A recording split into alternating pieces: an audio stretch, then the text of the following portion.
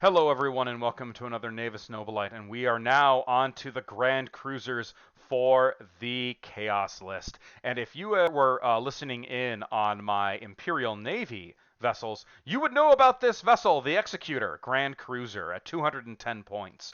This vessel is a lot of fun. All of the Chaos versions of the Imperial style of Grand Cruiser are, generally speaking, better than the Imperial equivalents, mostly on the matter of usefulness and just effectiveness. And they're all dirt cheap, just like the Imperial Navy options. So the cool thing about this ship is, if you take a reserve fleet, you can take it in Imperial Navy and fleet, and it does quite well there because it's just a giant Gothic with huge amounts of lances. But let's talk about this ship. It has a standard Grand Cruiser stat line of 10 hits, 20 centimeters, 45-degree turns, 3 shields, 5 up armor all around, and 3 turrets. Its firepower, port and starboard, 30 centimeters, strength 4 lance battery, and a port and starboard, strength 2 lance battery at 45. Oh, look at that. Strength 6 off to both sides. Don't mind if I do on a ship that's only 210 points.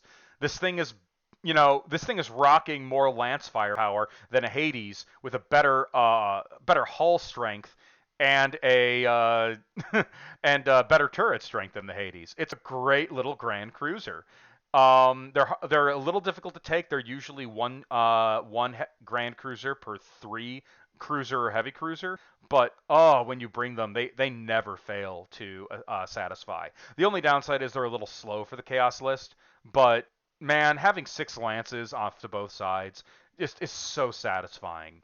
Now, obviously, this thing is functionally useless against Eldar, so bear that in mind, but against just about everyone else, this thing is not a ship that your enemy can ignore.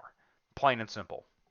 Now, it really does depend on the lock-on special order and proper placement for its maximum use. It is a finesse ship. You have to get used to using it effectively. It is not the kind of ship that you can just kind of throw on and expect to properly succeed. You have to know how to use it. You have to protect it against incoming enemy torpedo fire. You have to keep this thing alive in order for it to be effective. But even when it braces, that's still strength 3 lance off to both sides. Ain't nothing wrong with that. This is a phenomenal big ship and good and durable too. So I highly recommend taking the ship. It is a lot of fun, and it's also a lot of fun to take in a reserve fleet for the Imperial Navy, where its particular speed actually serves it quite well in the Imperial Navy, where it functions basically as a miniature apocalypse or a giant Gothic. All right, everyone, we're moving on to the next Grand Cruiser in the next video. See you there.